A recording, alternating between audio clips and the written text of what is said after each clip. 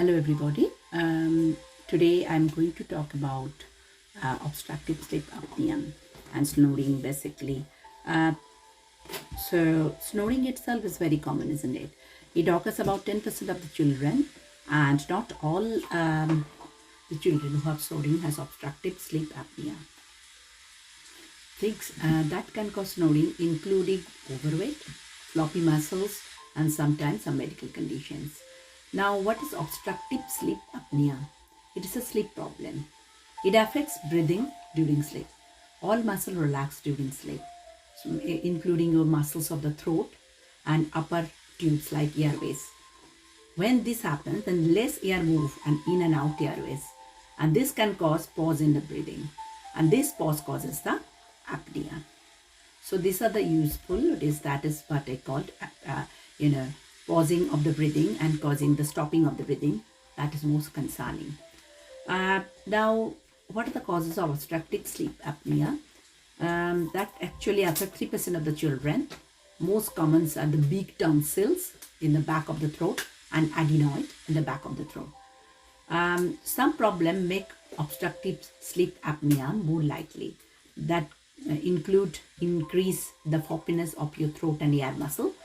Example of these are Down syndrome, overweight, hay fever, and long-term allergies can cause obstruction inside the nose. Facial problem and muscle weakness disease like cerebral palsy can also cause obstructive sleep apnea. Now, how do you know that your child has any obstructive sleep apnea or not? Can be noticed when child snores. Importantly, snoring together with pauses that occurs together with pauses in breathing in case of obstructive sleep apnea. So key sign, and they actually poorly sleep, very poorly, may be tired during the day, and there is some learning and behavioral issues. What are the key signs?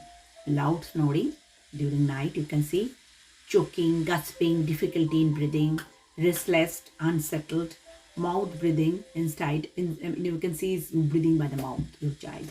Sleeping in unusual position, excessive sweating, sometimes the problem of bed wetting.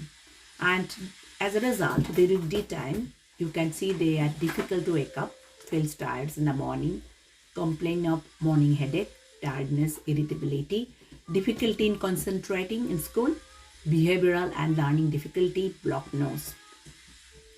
Now, what you can do, you can see your general physician if you think you have obstructive sleep apnea.